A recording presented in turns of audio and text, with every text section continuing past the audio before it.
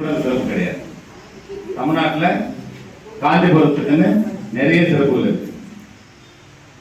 நிறைய எம்பி வந்திருக்கிறாங்க, இங்க சட்டமன்ற உறுப்பினர் வந்திருக்கிறாங்க.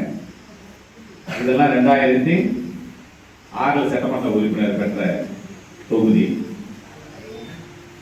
ஏகே மூர்த்தியில அந்த ஒருங்கிணைந்து இருக்கும்போது, செங்கல்பட்டுல இருக்கும்போது, காஞ்சிபுரமா இருக்கும்போது அவர் ஒரு இங்கே எம்பியா இருந்து மினிஸ்டரா இருந்து, இப்போ உங்களுக்கு அந்த ஈவிட்டு வண்டி கூட அவர் தான் விட்டார்.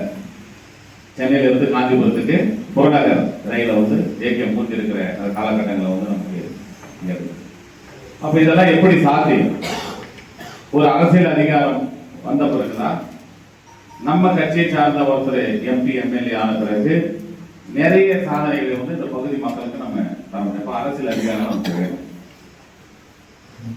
அரசியல் அதிகாரம் வேணும்னு சொல்லும் போது அமைப்பு பலமாக இருந்த பகுதி இந்த கிட்டத்தட்ட 50,000க்கு மேல வாக்காளர்கள் கொண்ட இந்த வடக்கு பகுதியில மட்டும், குறிப்பா நிர்வாகிகள் மட்டும் இங்கே போட்டுருக்கோம். யார் நிர்வாகின்றது இப்ப நான் பேசி முடிச்ச பிறகு நீங்க எல்லாருமே கருத்து சொல்லணும். சாதாரணமா அவர் வந்து அது துணை பொறுப்பா இருந்தாலும் கூட வந்து நீங்க முதல்ல அவங்க கருத்தை சொன்னா மட்டும்தான், அது சாதகமா சொல்லணும்னு அவசியம் இல்லை. உங்க மனசுல என்ன சொல்றது அது சொன்னா மட்டும்தான் அதை வந்து சரி பண்ணக்கூடிய பொறுப்பு பகுதி மற்றும் மாவட்ட செயலாளருக்கு உண்டு.